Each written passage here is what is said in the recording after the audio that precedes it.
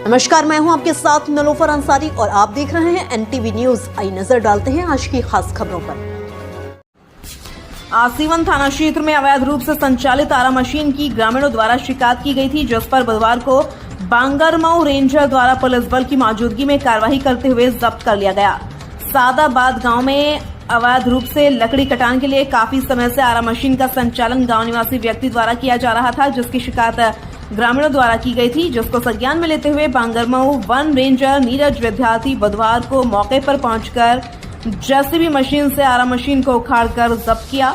इस संबंध में रेंजर ने बताया कि अवैध रूप से संचालित आरा मशीन को जब्त कर आगे की विधिक कार्यवाही की जा रही है। एनटीवी न्यूज से संवाददाता रविशंकर की रिपोर्ट। नमस्कार, मैं हूं आपके साथ नलोफर अंसारी और आप देख रहे हैं एनटीवी न्यूज। आई नजर डालते हैं आज की खास खबरों पर। उन्नाव हसनगंज ब्लॉक क्षेत्र के गांव जिंदासपुर के प्राथमिक विद्यालय में वार्षिकोत्सव के तहत कार्यक्रम का आयोजन किया गया, जिसमें छात्र छात्राओं को प्रमाण पत्र सहित मोमेंटो देकर सम्मानित किया गया।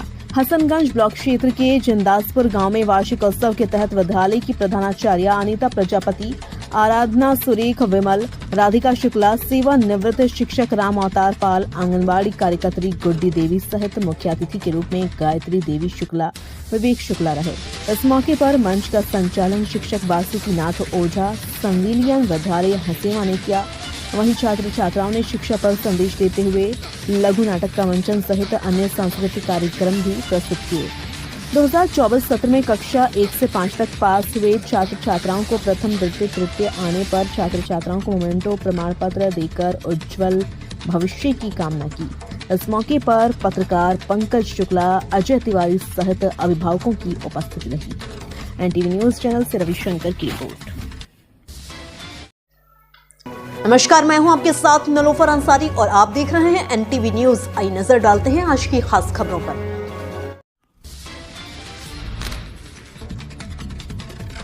उन्नाव जनपद के प्राथमिक विद्यालय मुरादपुर में शारदा संगोष्ठी एवं वार्षिकोत्सव का किया गया आयोजन। खंड शिक्षा अधिकारी सफीपुर अनीता शाह की अध्यक्षता में भव्य आयोजन किया गया। कार्यक्रम की शुरुआत खंड शिक्षा अधिकारी द्वारा मां सरस्वती के चित्र पर माल्यार्पण एवं दीप प्रज्वलित कर की गई। बच्चों द्वारा सरस्वती वंदना प्रस्तुत की गई और विद्यालय स्टाफ व ग्राम प्रधान प्रतिनिधि द्वारा मुख्य अतिथि महोदया का माल्यार्पण एवं बुके भेंट कर स्वागत किया गया। कार्यक्रम में उपस्थित सभी अतिथियों का माल्यार्पण कर स्वागत किया गया। बच्चों द्वारा स्वागत गीत प्रस्तुत किए गए। विद्यालय के बच्चों द्वारा विभिन्न सांस्कृतिक कार्यक्रम, मोबाइल बुरी बला से वोटर थीम, राधा कृष्ण नृत्य एवं बेटी पढ़ाओ बेटी बचाओ पर नाटक प्रस्तुत किया गया। कार्यक्रम में ग्राम प्रधान प्रतिनिधि संतोष विश्वकर्मा द्वारा उपस्थिति सभी अतिथियों एवं अभिभावकों का स्वागत अभिनंदन किया गया। विद्यालय में कायाकल्प के तहत कराए गए विकास कार्यों की सराहना की गई। एनटीवी न्यूज चैनल से भानु सिंह चंदेल की रिपोर्ट। नमस्कार, मैं हूं आपके साथ नलोफर अंसारी और आप देख रहे हैं एनटीवी न्यूज। आई नजर डालते हैं आज की खास खबरों पर। उन्नाव में 28वां श्री हनुमान जन्मोत्सव 12 अप्रैल को सुबह 7 बजे महास्नान, 9 बजे से हवन पूजन, दोपहर 12:30 बजे महाभंडारा। उन्नाव जनपद के चकलवंशी में श्री हनुमान जन्मोत्सव का 28वां आयोजन 12 अप्रैल शनिवार को होगा। कार्यक्रम की शुरुआत प्रातः 7 बजे श्री हनुमान जी के महास्नान से होगी। इसके बाद चोला लेपन और भव्य श्रृंगार किया जाएगा। सुबह 9 बजे से पांचांग पूजन और हवन प्रारंभ होगा। हवन की पूर्णाहुति 11:45 पर होगी। इस दौरान निर्णय पत्रिका का विमोचन भी किया जाएगा। श्री हनुमान जी को विशेष भोग लगाया जाएगा और महाआरती की जाएगी। महाभंडारे का शुभारंभ दोपहर 12:30 बजे से होगा, जो शाम 6 बजे तक चलेगा। आयोजन समिति ने सभी सनातन धर्मावलंबी भक्तों से कार्यक्रम में शामिल होने का आग्रह किया है। श्री हनुमान जी के दर्शन और प्रसाद ग्रहण के लिए भक्तों से समय निकालकर आने का अनुरोध किया गया है। परमार्थ धाम में आयोजित इस कार्यक्रम को भव्य बनाने के लिए अधिक से अधिक संख्या में भक्तों की उपस्थिति आवश्यक है। एनटीवी न्यूज चैनल से संवाददाता रविशंकर की रिपोर्ट। नमस्कार, मैं हूं आपके साथ नलोफर अंसारी और आप देख रहे हैं एनटीवी न्यूज। आई नजर डालते हैं आज की खास खबरों पर। चितरंगी में 78 दिव्यांग बच्चों को व्हील चेयर व ट्राइसाइकिल अन्य सामान वितरण किया गया। सिंगरौली जिले के तीनों विकास खंडों में प्राप्त आवेदनों के आधार पर चयनित 142 दिव्यांग बच्चों को अलग अलग प्रकार के उपकरण प्रदान किए जा रहे हैं। यह शिविर 7, 8 एवं 9 अप्रैल 2025 को तीनों विकास खंडों में आयोजित किए जाएंगे। शिविर में जबलपुर से आए मेडिकल एक्सपर्ट के प्रशिक्षण उपरांत चितरंगी विकासखंड में प्राप्त 165 आवेदनों में से 78 आवेदन चयनित हुए थे, जिन्हें 8 अप्रैल को एपीसी संजय श्रीवास्तव एवं जबलपुर की एक्सपर्ट टीम के सहयोग से Chitrangi BRCC LD Yadav, Arvind Pathak MRCC, SC Sanjay Singh Khatai, CSC Majid Mohammad Khan, Chitrangi CSC Gyanendra Singh, CSC Shivpal Singh की उपस्थिति में 100% tricycle, wheelchair, P chair, elbow crutches, hearing aid braille, steel walking stick, caliper rollator आदि के साथ लंच पैकेट एवं 50 रुपए की धनराशि वितरित की गई। संगरौली से रजनीश साहू की रिपोर्ट। स्कीम है जिले के 142 दिव्यांग बच्चों को सहायक उपकरण सामग्री प्रदान की जा रही है। यह सामग्री एलिम्को जबलपुर के सहयोग से दी जा रही है। राज्य शिक्षा केंद्र के निर्देश पर और हमारे माननीय कलेक्टर महोदय के और सीओ सर के निर्देश पे तीनों ब्लॉक में बच्चों को सामग्री प्रदान की जा रही है, जिसमें wheelchair, calliper, tricycle, crutches और हेयरिंग एड, इस तरह के विभिन्न प्रकार की सामग्री बच्चों की आवश्यकता को दृष्टिगत रखते हुए प्रदान की जा रही है। नमस्कार, मैं हूं आपके साथ नीलोफर अंसारी और आप देख रहे हैं एनटीवी न्यूज, सच की आवाज। आइए देखते हैं इस वक्त की महत्वपूर्ण खबर। सनातन रक्षक सेना संचालित गौरक्षक सेना की मीटिंग हुई संपन्न। गौरक्षक सेना के राष्ट्रीय अध्यक्ष श्री सुनील भाई पटेल के नेतृत्व में गुजरात के कलोल में 9 सैनिकों की मीटिंग संपन्न हुई और इस दौरान गौरक्षार्थ सराहनीय कार्य करने वाले पदाधिकारियों को पुष्प माला पहनाकर सम्मानित किया गया। साथ ही लगातार जिम्मेदारी को सत्यनिष्ठा से निभा रहे पदाधिकारियों की पदोन्नति की गई। इस दौरान महिला प्रकोष्ठ से पूर्व राष्ट्रीय महामंत्री श्री सरला बेन को महिला प्रकोष्ठ से राष्ट्रीय अध्यक्ष एवं पूर्व बनासकांठा जिला उपाध्यक्ष किरण बेन प्रजापत को महिला प्रकोष्ठ से गुजरात प्रदेश अध्यक्ष नियुक्त किया गया। इस मौके पर राष्ट्रीय उपाध्यक्ष 1008 महामंडलेश्वर संत मनसुख गिरी बापू, गुजरात प्रदेश सचिव इंद्रेश भाई पटेल, महिला प्रकोष्ठ से गुजरात प्रदेश महामंत्री वंदना बेन, जगदीश तासिया, सुरेंद्र नगर जिलाध्यक्ष सेतु भाई यादव, गौभक्त लखमाबाई एवं बनासकांठापुरी टीम सहित अन्य गौभक्त एवं ग्रामीण मौजूद रहे। एनटीवी न्यूज चैनल से अर्जुन माली, गुजरात क्राइम ब्यूरो। नमस्कार, मैं हूं आपके साथ नीलोफर अंसारी और आप देख रहे हैं एनटीवी न्यूज। आइए नजर डालते हैं आज की खास खबरों पर। आज दिनांक 7/4/25 को ग्राम अकबर नगर, थाना भोगनीपुर के एक व्यक्ति संजय, जिसको संदिग्ध परिस्थितियों में इलाज हेतु हॉस्पिटल में एडमिट किया गया था, जहां उसकी मृत्यु हो गई है। मृत्यु के उपरांत पोस्टमार्टम कराया जा रहा है। बाद प्राप्त होने पोस्टमार्टम रिपोर्ट व परिजनों के तहरीर के आधार पर जांच कर विधिक कार्रवाई की जाएगी। नमस्कार, मैं हूं आपके साथ नीलोफर अंसारी और आप देख रहे हैं एनटीवी न्यूज। आइए नजर डालते हैं आज की खास खबरों पर।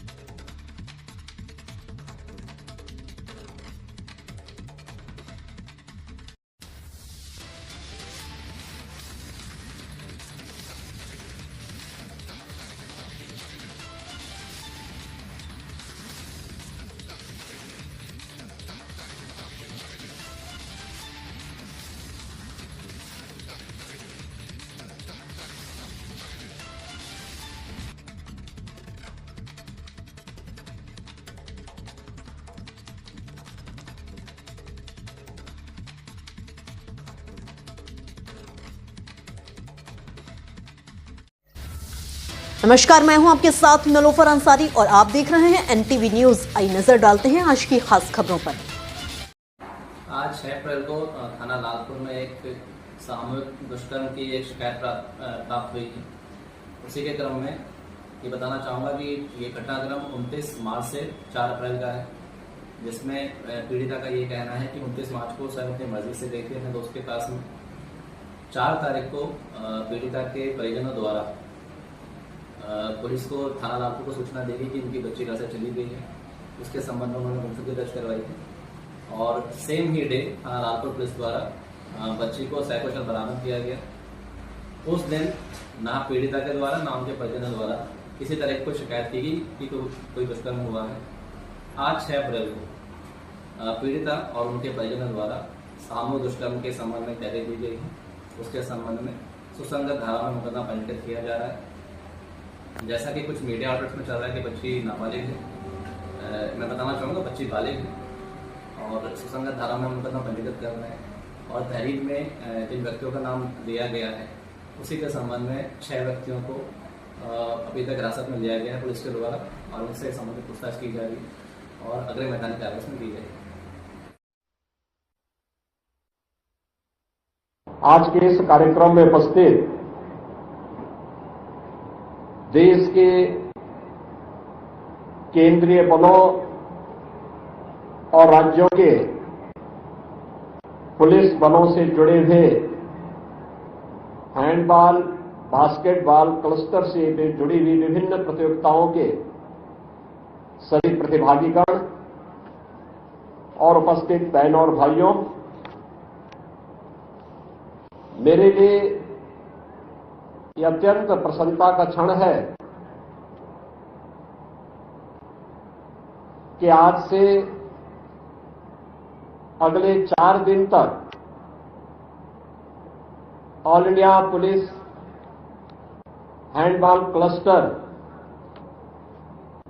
2025 का आयोजन उत्तर प्रदेश की राजधानी में होने जा रहा है, जिसमें देश भर की केंद्रीय बलों और राज्यों की पुलिस बलों से जुड़ी हुई 75 टीमें प्रतिभाग कर रही हैं। 1341 खिलाड़ी इस आयोजन में प्रतिभाग कर रहे हैं और जिनमें 336 महिला खिलाड़ी भी इस आयोजन का हिस्सेदार बनने जा रही हैं। मैं सबसे पहले इस आयोजन के लिए उत्तर प्रदेश का चुनाव करने के लिए आदरणीय प्रधानमंत्री जी का, आदरणीय गृह मंत्री जी का हृदय से आभार व्यक्त करते हुए आप सभी प्रतिभागी टीमों का उत्तर प्रदेश में आगमन पर हृदय से स्वागत करता हूं, अभिनंदन करता हूं। हम सब जानते हैं कि खेल और खेलकूद की गतिविधियां प्राचीन काल से ही भारत के जीवन का हिस्सा रही है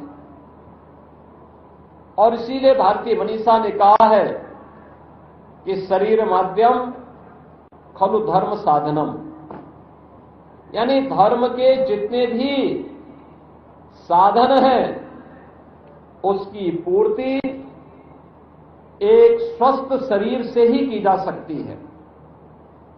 स्वस्थ शरीर में ही एक स्वस्थ मस्तिष्क निवास कर सकता है। यानी अगर आप सशक्त राष्ट्र की परिकल्पना को साकार करना चाहते हैं तो हमें स्वस्थ भारत चाहिए और स्वस्थ भारत के लिए खेलकूद की इन गतिविधियों को हर स्तर पर प्रोत्साहित करने की दिशा में प्रयास होने चाहिए और इसी दिशा में प्रधानमंत्री मोदी जी ने देश के अंदर एक नई खेल संस्कृति को बढ़ावा दिया। खेलो इंडिया खेलो, फिट इंडिया मूवमेंट या फिर देश के अंदर स्पोर्ट्स अथॉरिटी ऑफ इंडिया के माध्यम से देश के अंदर प्रत्येक जनपद में खोले गए साई के सेंटर इस बात के उदाहरण हैं। आज इन सभी कार्यक्रमों को ध्यान में रख करके देश के अंदर ऑल इंडिया पुलिस टूर्नामेंट के जिस कार्यक्रम को आगे बढ़ाने की श्रृंखला प्रारंभ हुई है, प्रथम all India police handball cluster का आयोजन आज उत्तर प्रदेश की राजधानी में आयोजित हो रहा है, जिसमें हमारे 75 टीमें, जिसमें केंद्रीय बलों, देश के अंदर पुलिस बलों के जवान हैंडबॉल, बास्केटबॉल की अलग अलग टीमों के माध्यम से इस पूरे कार्यक्रम में सहभागी बन रही हैं। मैं इस अवसर पर आप सभी को उत्तर प्रदेश आगमन पर और बास्केटबॉल के इस क्लस्टर के साथ जुड़ने के लिए हृदय से अभिनंदन करता हूं। यह अपने आप में एक खेल का महाकुंभ जैसा है। पहली बार किसी प्रतियोगिता में 75 से अधिक टीमें और 1341 खिलाड़ी एक साथ प्रतिभाग कर रहे हो। मुझे लगता है कि ये बहुत कठिन और चुनौतीपूर्ण अवसर होते हैं जब इस प्रकार की स्थिति आती होगी, लेकिन ये उत्तर प्रदेश में आज हम सबको देखने का अवसर प्राप्त हो रहा है कि प्रदेश की राजधानी में देश भर से, पूर्वोत्तर के सुदूर मणिपुर से लेकर के केरल और तमिलनाडु तक की टीमें, जम्मू कश्मीर से लेकर के केरल और तमिलनाडु तक की टीमें, तेलंगाना की टीमें, वेस्ट बंगाल की टीम, ये सभी इस आयोजन का हिस्सेदार बनकर के इस आयोजन को एक नई ऊंचाई तक पहुंचा करके एक भारत श्रेष्ठ भारत की इस परिकल्पना को भी साकार इस प्रतियोगिता के माध्यम से कर रही है। हमें खेल और खेलकूद की गतिविधियों को आगे बढ़ाने के लिए आज देश ने एक नई खेल संस्कृति को आगे बढ़ाया है और आज उसी का परिणाम है कि खेलकूद भी व्यक्ति के जीवन को सजाने और संवारने का एक माध्यम बन रहा है। हमने स्वयं उत्तर प्रदेश के अंदर एक खेल नीति लागू की है और मुझे बताते हुए प्रसन्नता है कि हमने पिछले 5 वर्ष के दौरान अकेले उत्तर प्रदेश पुलिस बल में उत्तर प्रदेश पुलिस दल का हिस्सा बनाने के लिए 500 से अधिक अंतर्राष्ट्रीय प्रतियोगिताओं में भागीदार बने मेडल प्राप्त करने वाले खिलाड़ियों को उत्तर प्रदेश पुलिस बल का हिस्सा बनाया है। हमने उन्हें उत्तर प्रदेश पुलिस में सीधी भर्ती के माध्यम से उनके लिए व्यवस्था देकर के 500 से अधिक खिलाड़ियों को अब तक हम लोग उत्तर प्रदेश पुलिस के अलग अलग पदों में भर्ती करने का काम किए हैं। इससे उत्तर प्रदेश के अंदर एक नई खेल संस्कृति को बढ़ावा देने के लिए समाज के अलग अलग तबकों में भी एक नया प्रोत्साहन देखने को मिल रहा है और अलग अलग विभागों के माध्यम से भी हम लोगों ने खिलाड़ियों के लिए विशेष प्रावधान किए हैं। खासतौर पर ओलंपिक, कॉमनवेल्थ, एशियाड या वर्ल्ड चैंपियनशिप से जुड़ी हुई प्रतियोगिताओं में मेडल प्राप्त करने वाले उन खिलाड़ियों को हमने उत्तर प्रदेश में प्राथमिकता के आधार पर नौकरी देने का कार्य किया है और मुझे बताते हुए प्रसन्नता है कि उत्तर प्रदेश सरकार इस दिशा में तमाम प्रकार के प्रावधान उन खिलाड़ियों के लिए स्वयं भी करती है। जिन लोगों ने उत्तर प्रदेश के प्रतिभागी खिलाड़ी के नाते देश के लिए खेला है, उनके लिए हम लोगों ने तमाम प्रकार की सुविधाएं और प्रोत्साहन आज प्रदेश के माध्यम से हम लोगों ने आगे बढ़ाने का कार्य किया है। खासतौर पर जब हम लोग इसकी चर्चा करते हैं तो खेल कूद की गतिविधियों को आगे बढ़ाने के लिए युवक मंगल दल और महिला मंगल दलों को 65,000 से अधिक ऐसे मंगल दलों को हम लोगों ने स्पोर्ट्स किट गांव-गांव में वितरण करने का काम किया है। आज उत्तर प्रदेश में 84 स्टेडियम, 67 बहुउद्देशीय हॉल, 15 सिंथेटिक हॉकी स्टेडियम, 2 अंतर्राष्ट्रीय क्रिकेट स्टेडियम, 13 कुश्ती हॉल, 38 तरणताल, 47 अत्याधुनिक gym centre, 20 synthetic tennis court, 16 छात्रावास भवन, 8 shooting range, 14 synthetic basketball court, 4 synthetic running track और 2 judo hall, 12 weight lifting hall, 2 indoor volleyball hall और 19 डॉर्मेट्री आदि खेल कूद की गतिविधियों के लिए हमने अवस्थापना सुविधाओं का विकास इस रूप में प्रदेश में किया है। 18 जनपदों में खेल विभाग द्वारा संचालित 44 स्पोर्ट्स हॉस्टल में 16 खेलों के लिए 740 खिलाड़ियों के रहने की व्यवस्था आज उत्तर प्रदेश के अंदर है।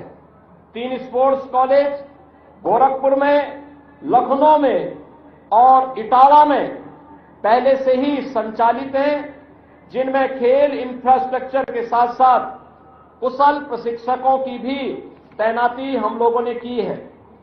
प्रदेश के अंदर गुरु गोविंद सिंह स्पोर्ट्स कॉलेज लखनऊ के मेजर ध्यानचंद हॉकी स्टेडियम में अंतर्राष्ट्रीय स्तर का एस्ट्रोटर्फ लगाया गया है, तब फ्लड लाइट की भी व्यवस्था वहां पर की गई है। स्पोर्ट्स कॉलेजेस और स्पोर्ट्स हॉस्टल्स के खिलाड़ियों को हम लोगों ने उनकी जो डाइट थी प्रतिदिन की, उसको भी बढ़ाने का काम किया है। स्पोर्ट्स हॉस्टल में उत्कृष्ट प्रशिक्षण के लिए 50 अंतर्राष्ट्रीय खिलाड़ियों को 1,50,000 रुपए प्रति माह के मानदेय पर हम लोगों ने उन्हें वहां पर नियुक्त भी किया है।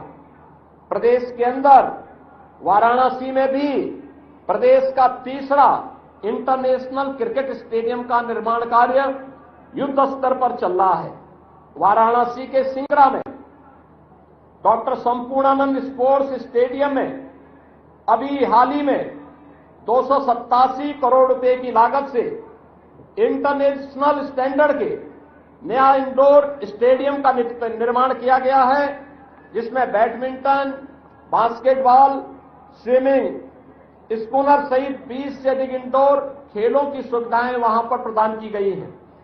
और उत्तर प्रदेश में मेरठ में मेजर ध्यानचंद स्पोर्ट्स यूनिवर्सिटी के निर्माण का कार्य भी वर्तमान में युद्ध स्तर पर चल रहा है। और मुझे बताते हुए प्रसन्नता है कि उत्तर प्रदेश का स्पोर्ट्स यूनिवर्सिटी पहला सत्र इसी वर्ष से इसका प्रारंभ होने जा रहा है।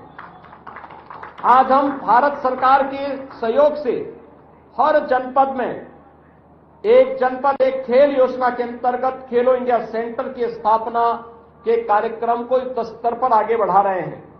अर्जुन पुरस्कार, द्रोणाचार्य पुरस्कार, मेजर ध्यानचंद पुरस्कार, खेल रत्न पुरस्कार और खेल के क्षेत्र में पद्म पुरस्कार प्राप्त करने वाले खिलाड़ियों को प्रदेश सरकार 20,000 रुपए प्रति माह की वित्तीय सहायता प्रदान करती है।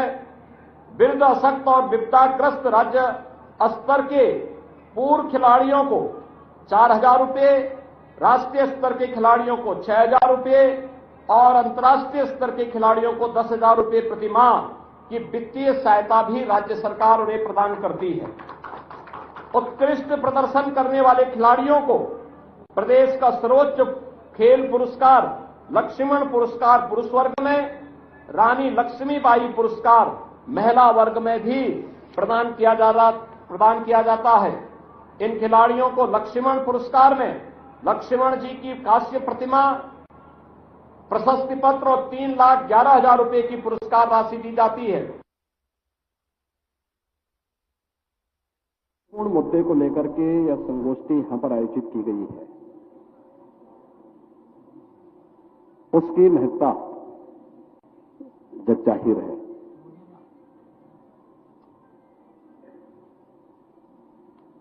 लोकतंत्र में चुनाव और जनता के द्वारा अपनी पसंद के जनप्रतिनिधि को चुनना, उसका एक लोकतांत्रिक अधिकार माना जाता है। और यह अधिकार उसके लिए लोकतंत्र के सुचारू संचालन के लिए आवश्यक भी है। यह लोकतंत्र की शोभा भी है, लोकतंत्र का सुदृढ़ होना इस देश से महत्वपूर्ण भी है। लेकिन जब चुनाव हर 6 महीने और 100 वर्ष में होने लग जाएंगे, तो उसके प्रति जो आकर्षण होना चाहिए वह आकर्षण गायब हो जाता है। जैसे अगर व्यक्ति को कोई व्यक्ति अस्वस्थ है या जिसकी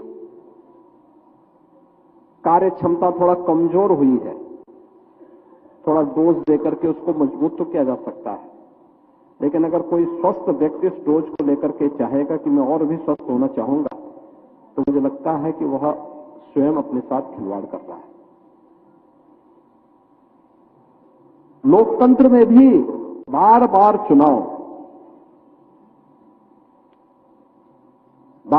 चुनाव ये जनता पर अनावश्यक बोझ डालता है। राजनीतिक अस्थिरता को जन्म देता है। देश के अंदर विकास की संभावनाओं को बाधित करता है। सार्वजनिक जीवन में भ्रष्टाचार को बढ़ावा देता है और राजनीतिक अस्थिरता कभी भी उस देश की संप्रभुता संपन्न और विकसित देश के रूप में उसकी परिकल्पना को साकार करने में सहभागी नहीं बन सकता। बार बार का इलेक्शन वहां की जीडीपी को प्रभावित करता है, विकास दर को रोकता है। विकास के लिए चालू योजनाओं में बैरियर का काम करता है और लोकतंत्र के प्रति लोगों के आकर्षण को भी कम करने का कार्य करता है। कोई पक्ष इससे लाभान्वित नहीं होता सिवाय कि राजनीतिक अस्थिरता पैदा करने वाले लोकतंत्र विरोधी तत्वों को इसका लाभ उठाना पड़ता है। उनके लिए एक अवसर होता है। अराजकता पैदा करने वाले तत्वों के लिए, जो नहीं चाहते कि राष्ट्र स्थिर हो,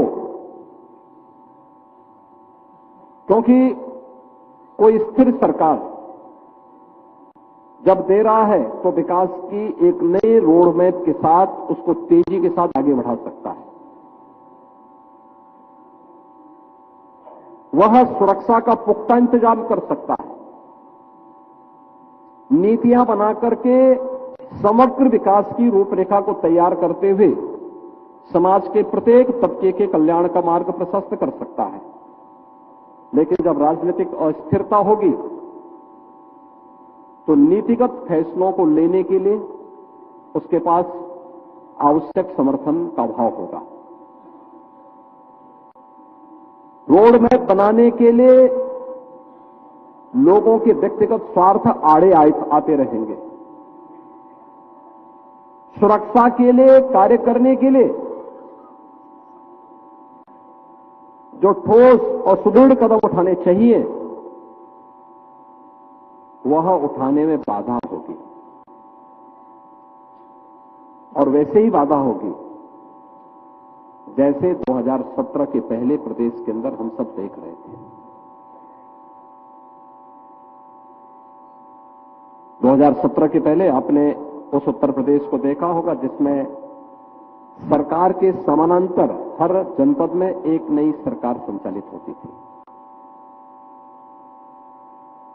वे प्रदेश और देश का कानून नहीं मानते थे।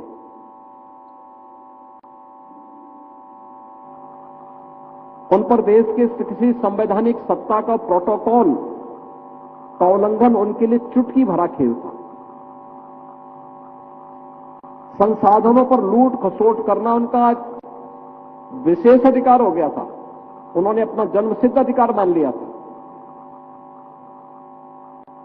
और इस प्रकार की माफिया प्रवृत्ति जब भी पनपेगी तो उस अराजकता का शिकार व्यक्ति आएगा, समाज बनेगा और अंततः पूरी व्यवस्था उससे पथभ्रष्ट होगी और लोगों के सामने पहचान का संकट खड़ा होगा। राजनीतिक स्थिरता कैसे विकास को आगे बढ़ा सकती है उत्तर प्रदेश उसका एक उदाहरण आपके सामने है। उत्तर प्रदेश में अगर एक स्थिर सरकार नहीं होती तो उत्तर प्रदेश को हम आज देश की एक अग्रणी अर्थव्यवस्था के रूप में स्थापित नहीं कर पाते। याद करिए 1947 से लेकर के 2017 तक इन 70 वर्षों में उत्तर प्रदेश की अर्थव्यवस्था लगातार नीचे गिर रही थी। जब ये देश आजाद हुआ था उत्तर प्रदेश की प्रति व्यक्ति आय राष्ट्रीय औसत के बराबर थी। उत्तर प्रदेश देश की सबसे बड़ी अर्थव्यवस्था के रूप में जाना जाता था, लेकिन 2017 तक आते आते उत्तर प्रदेश देश की 7वीं अर्थव्यवस्था रह गया। अस्थिरता का आलम यह था कि उत्तर प्रदेश के अंदर कब कौन सरकार पलट जाए, कब आ जाए, कोई भरोसा नहीं था। कब कौन पलटी मार जाए ये भी भरोसा नहीं था। और हर जनपद में एक बड़ा माफिया पैदा करके उसको वहां पर लूट खसोट करने, अराजकता पैदा करने, गुंडागिर्दी करने की पूरी स्वतंत्रता दे दी गई थी। ये राजनीतिक अस्थिरता और बार बार चुनावों का दुष्परिणाम है, जिसमें ये माफिया राज बनता है। प्रदेश के संसाधनों में लूट खसोट हुई है, अराजकता फैली है, विकास बाधित हुआ है, हर एक क्षेत्र में विकास बाधित हुआ है। और उत्तर प्रदेश वासियों के सामने पहचान का संकट खड़ा हुआ। जो उत्तर प्रदेश के साथ हुआ था वही देश के साथ भी हुआ था। 2014 के पहले देश के सामने पहचान का संकट खड़ा हो गया था। दुनिया के अंदर विश्वास का संकट, देश के अंदर विश्वास का संकट, दुनिया के अंदर पहचान का संकट। और ये लगातार जो अस्थिरता, जब भी राजनीतिक अस्थिरता का दौर चलता है उसका खामियाजा देश की अर्थव्यवस्था को भुगतना पड़ता है।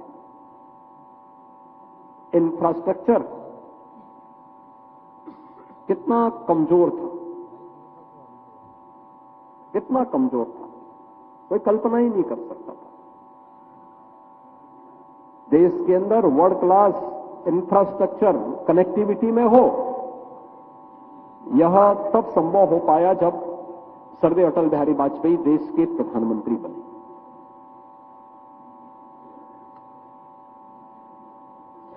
अटल जी को पहला कार्यकाल अस्थिर मिला, दूसरा कार्यकाल भी मिली जुली गठबंधन की सरकारों के साथ मिलकर के कैसे उन्होंने चलाया, या उनकी कौशलता का ही वो परिचय था, अनुभव और कौशलता का ही परिचय था कि वो लेकर के चले गए। लेकिन जिस राजनीतिक अस्थिरता के दौर से देश को गुजरना पड़ा, आखिर उसका खामियाजा देश के सामने पहचान का संकट के रूप में और देश के अंदर व्यापक अविश्वास के रूप में सरकारों को भी और देशवासियों को भी भुगतना पड़ा था।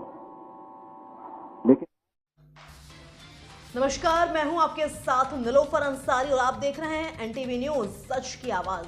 आइए देखते हैं उन्नाव जनपद की यह महत्वपूर्ण खबर।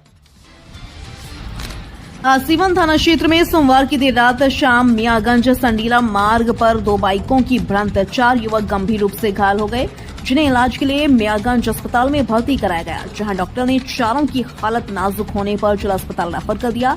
और आज थाना क्षेत्र के शिवदीन खेड़ा गांव निवासी राजकुमार भाई सुनील के साथ उन्नाव गया था, जहां से दोनों देर शाम वापस लौट रहे थे। इसी बीच हैदराबाद माइनर के पास मियागंज चौराहे से फल खरीदकर नेवरा उदय जा रहे जरीब चौकी कानपुर निवासी अमनपुत्र रामावतार चचेरे भाई अनुराग पत्र ओम प्रकाश के साथ जा रहा था।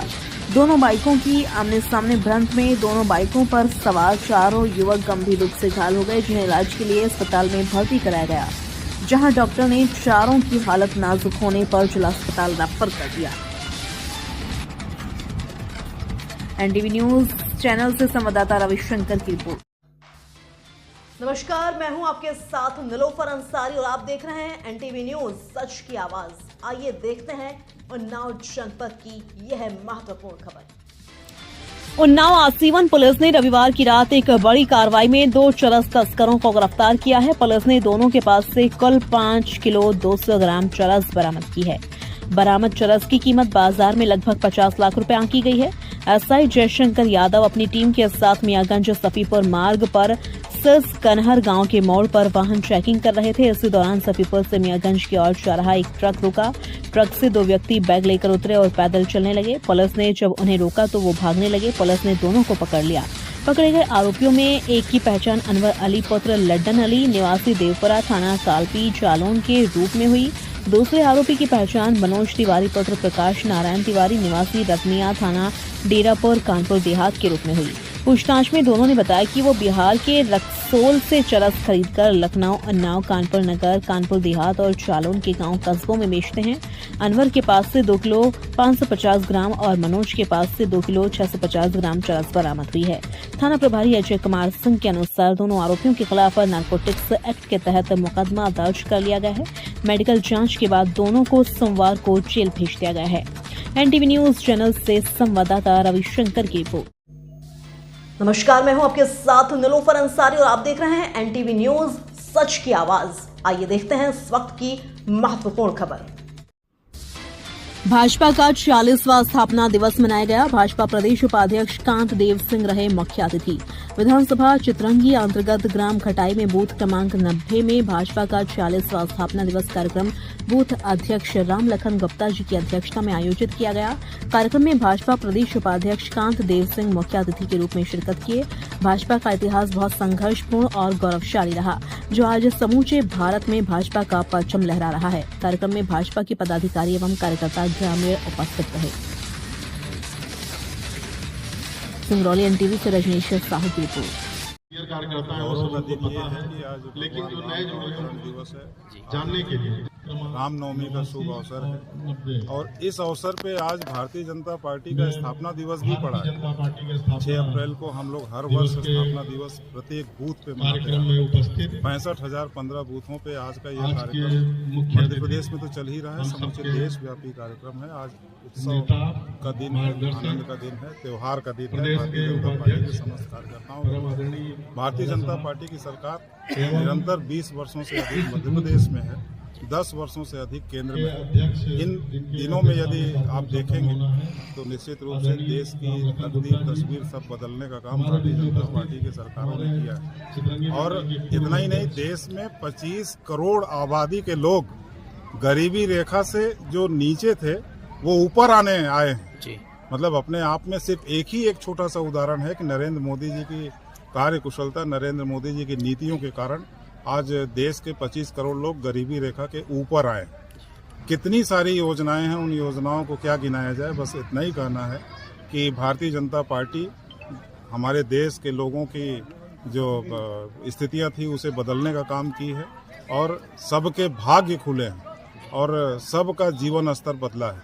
और मध्य प्रदेश में तो विकास की डोर बंधी है और मध्य प्रदेश में डॉक्टर मोहन यादव जी के अगुवाई में जिस तरीके से विकास निरंतर हो रहे हैं वो अपने आप में सर्वविदित है, दिख रहे हैं। इसके पूर्व में माननीय शिवराज जी थे 20 साल तक, जब मध्य प्रदेश में भारतीय जनता पार्टी की सरकार थी, तो भी जो स्थितियां आज मध्य प्रदेश में देखने को मिल रही है, आप तुलना करेंगे 2003 के पहले से लेके अभी तक में, तो आपको खुद ही दिख जाएगा कि भारतीय जनता पार्टी क्या है। भारतीय जनता पार्टी एक ऐसा दल है जो समाज के अंतिम पंक्ति में बैठे हुए व्यक्ति को खुशहाली देने के लिए काम करती है। भारतीय जनता पार्टी दरिद्र नारायण की सेवा के लिए काम करती है। इस नाते भारतीय जनता पार्टी का आज स्थापना दिवस है। ये सब हम लोगों के लिए गौरव का दिन है और मैं आपके माध्यम से समूचे इस बूथ के निवासी, हमारे खटाई ग्राम के निवासी और पूरे यदि जिले और मध्य प्रदेश की बात की जाए तो सभी को मैं अपनी ओर से रामनवमी की बधाई और स्थापना दिवस के अवसर पे सबको शुभकामना और बधाई देना चाहता हूँ। धन्यवाद। नमस्कार, मैं हूं आपके साथ निलोफर अंसारी और आप देख रहे हैं एनटीवी न्यूज सच की आवाज। आइए देखते हैं उन्नाव जनपद की यह महत्वपूर्ण खबर। आसीवन थाना क्षेत्र में पैतृक संपत्ति को लेकर बहन से भाई का विवाद चल रहा था, जिससे भाई मानसिक तनाव में था, जिसके फलस्वरूप रविवार की सुबह गांव के बाहर बगीचे में पेड़ की डाल पर कपड़े का फंदा बनाकर फांसी लगा ली। ग्रामीणों ने शव लटकते देखा तो पुलिस को सूचना दी। मौके पर पहुंची पुलिस ने शव को कब्जे में लेकर पीएम के लिए अस्पताल भेज दिया। पुलिस पीएम रिपोर्ट के आधार पर कार्रवाई की बात कर रही है। अरेर कला गांव निवासी रामपाल का इकलौता बेटा रामू 36 वर्षीय बचपन से इसी थाना क्षेत्र के बालाखेड़ा गांव निवासी नाना नानी के यहाँ पला बड़ा था और वहीं पर पत्नी राधा, बेटी सोनाली, बेटे सुदीप के साथ रहता था और लखनऊ में मजदूरी कर परिवार पाल रहा था। और इकलौती बहन मीरा, जिसकी शादी हो चुकी है और वह पिता की पैतृक संपत्ति पर अपना हक जता रही थी। इसी बात को लेकर भाई बहन के बीच विवाद चल रहा था, जिससे आहत होकर भाई ने फांसी लगाकर जीवन लीला समाप्त कर ली। वहीं मृतक की पत्नी और बच्चों का रो रो कर बुरा हाल है कि अब कैसे गुजारा होगा। इस संबंध में थाना प्रभारी अजय कुमार सिंह ने बताया कि शव पीएम के लिए जिला अस्पताल भेज दिया गया है। पीएम रिपोर्ट के आधार पर कार्रवाई की जाएगी। टीवी न्यूज 24/7 लाइव से रविशंकर की रिपोर्ट। नमस्कार, मैं हूं आपके साथ निलोफर अंसारी और आप देख रहे हैं एनटीवी न्यूज सच की आवाज। आइए देखते हैं उन्नाव जनपद की यह महत्वपूर्ण खबर। ग्राम प्रधान नगमा अंसारी ने कराया सैयद बाबा का उर्स। मॉडल पंचायत मियागंज की प्रधान नगमा अंसारी द्वारा सैयद बाबा के उर्स का आयोजन किया गया। गागर व चादर करीमुल्ला शाह के आस्ताने से उठी और सैयद बाबा के आस्ताने पर पेश की गई। फिर कव्वाल शहजाद ताज और मुशीद ताज पप्पू खां ने अपने कलाम पेश किए। कलाम सुनकर महफिल झूम उठी। इस अवसर पर खानकाह हक्कानिया के सज्जाद नशीन अनवर रहमान जिलानी सफवी, क्षेत्रीय जिला पंचायत सदस्य फरहान रहमान सफवी, मोहम्मद असद अंसारी लेखपाल, अरबाब सफवी, दिनेश गुप्ता समाजसेवी, शीबू अहमद, पूर्व प्रधान Moharram Ali, Hafiz Junaid, Situ Gupta, Sumit Jaiswal, Afzal Khan, Pappu Khan, Hanif Khan, Annu Miyan, Rajesh Maurya, Rizwan tailors, Munna tailors, Rahish Khan Guddu, Shaban Khan, Imran Khan, Sakib Afsar, Sajid Ansari, Afaq Ansari, Ahmad Hussain Khan, Amin Khan, Muslim Khan, Sonu, Khalid Ansari, A to Z medical, Noman, Junaid Sultani, Raju Ansari, Moin Ansari, Arman उर्फ फारूक, शान खान, शरीफ, मंजले अंसारी, मज्जन चांद, बाबू, अनस, खालिद, सैफ, गुलशाद, फर्नीचर, तालिब हुसैन, रियासत अली, हारून खान, टीपू, शखावत, मन्ना, अकील, फजीर रहमान सहित भारी संख्या में बस्ती के हिंदू मुस्लिम लोग उपस्थित रहे। एनटीवी न्यूज चैनल से संवाददाता रविशंकर की रिपोर्ट। नमस्कार, मैं हूं आपके साथ निलोफर अंसारी और आप देख रहे हैं एनटीवी न्यूज सच की आवाज। आइए देखते हैं इस वक्त की महत्वपूर्ण खबर। क्षेत्र रामनवमी को माता गंडसानी के दरबार में दर्शन के लिए भक्तों का उमड़ा सैलाब। संगरौली जिले के सीमावर्ती क्षेत्र उत्तर प्रदेश सोनभद्र जनपद में स्थित माता गंडसानी का प्राचीन मंदिर है, जहां चैत्र रामनवमी को विशाल मेला लगता है। मान्यता है कि भक्तों की मनोकामना माता रानी के आशीर्वाद से पूर्ण होती है। आज रामनवमी पर उत्तर प्रदेश पुलिस द्वारा सुरक्षा व्यवस्था के पुख्ता इंतजाम किए गए हैं। दर्शनार्थियों को कोई असुविधा न हो, इसलिए संगरौली सन टीवी से रजनीश साहू की रिपोर्ट। नमस्कार, मैं हूं आपके साथ निलोफर अंसारी और आप देख रहे हैं एनटीवी न्यूज सच की आवाज। आइए देखते हैं उन्नाव जनपद की यह महत्वपूर्ण खबर। ग्राम प्रधान नगमा अंसारी ने कराया सैयद बाबा का उर्स। मॉडल पंचायत मियागंज की प्रधान नगमा अंसारी द्वारा सैयद बाबा के उर्स का आयोजन किया गया। गागर व चादर करीमुल्ला शाह के आस्ताने से उठी और सैयद बाबा के आस्ताने पर पेश की गई। फिर कव्वाल शहजाद ताज और मुशीद ताज पप्पू खां ने अपने कलाम पेश किए।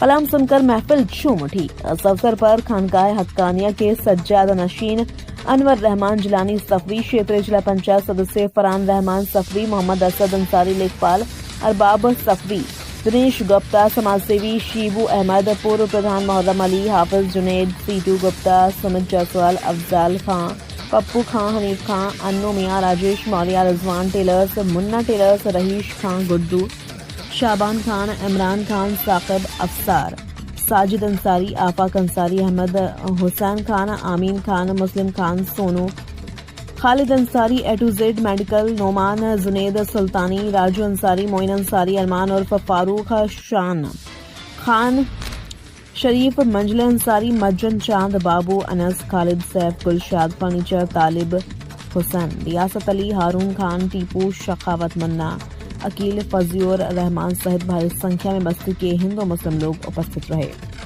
एनटीवी न्यूज चैनल से संवाददाता रविशंकर की रिपोर्ट। नमस्कार, मैं हूं आपके साथ नीलोफर अंसारी और आप देख रहे हैं एनटीवी न्यूज सच की आवाज। आइए देखते हैं इस वक्त की महत्वपूर्ण खबर। जल गंगा संवर्धन को सफल बनाने के लिए जिला पंचायत सीईओ की 1 दिवसीय कार्यशाला। जिला पंचायत सभागार संगरौली में जल गंगा संवर्धन अभियान को सफल बनाने के लिए आज मध्य प्रदेश जन अभियान परिषद आजीविका मिशन से समूह की बहनें नवांकुर संस्थाओं का 1 दिवसीय कार्यशाला जिला पंचायत सीईओ गजेंद्र सिंह नागेश ने लिया, जिसमें नदियों के जीर्णोद्धार, चेक डैम, जलाशय को संरक्षित करने की जिम्मेदारी जन सहयोग से किए जाने के साथ ही जन जागरूकता लाने के लिए प्रभात फेरी, ग्राम चौपाल, नुक्कड़ नाटक, दीवाल लेखन जैसी गतिविधियां आयोजित किया जाना है और शासकीय उच्चतर माध्यमिक विद्यालयों में छात्रों के साथ संगीत, कला, निबंध, भाषण, स्लोगन जैसी प्रतियोगिता आयोजित की जानी है। जन जागरूकता, जन सहभागिता, जल संरचनाओं की साफ सफाई एवं रचनात्मकता, पारंपरिक माध्यम जैसी गतिविधियों को अंजाम देना है। सिंगरौली एनटीवी से रजनीश साहू की रिपोर्ट। देखिए, आप जानते हैं कि 30 मार्च से और 30 जून तक लगभग 3 महीने की समय सीमा में मध्य प्रदेश शासन ने एक बहुत ही महत्वपूर्ण और सामूहिक विषय पर एक अभियान चलाया है, जिसको हम जल गंगा संवर्धन अभियान के रूप में बोलते हैं। और इस जल गंगा संवर्धन अभियान में न केवल हम जल संरक्षण के बारे में बात करते हैं, जल संवर्धन के बारे में बात करते हैं, लेकिन समाज के प्रत्येक वर्ग तक जल के महत्व को रेखांकित करना और उसके मितव्ययी यूज और किस तरीके से प्रकृति के संरक्षण में हम अपनी भागीदारी का निर्माण कर सकते हैं, इस अभियान में ये सारी कुछ हमारे विषय वस्तु रहती है।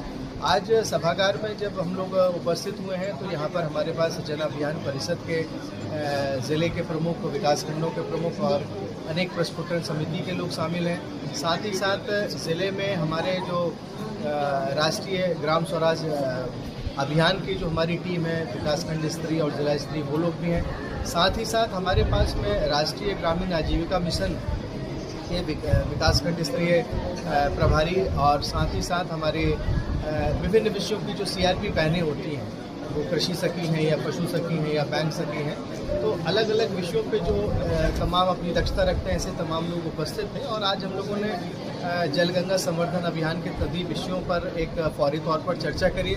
आगामी 3 माहों में क्या कुछ कार्यक्रम हमारे ग्रामीण और शहरी क्षेत्रों में होंगे, सामाजिक सहयोग, विभिन्न वर्गों के संगठनों का और वर्गों का किस तरीके से प्रतिनिधित्व होगा, और तमाम प्रकार की गतिविधियाँ हो, तालाब हो, नदी हो, वाटर हार्वेस्टिंग हो, नदी पुनर्जीवन हो, नदी यात्राएं हो, NSS के श्रमदान के शिविर हो, इन सारे विषयों की एक मोटी रूपरेखा हम लोगों ने तय की।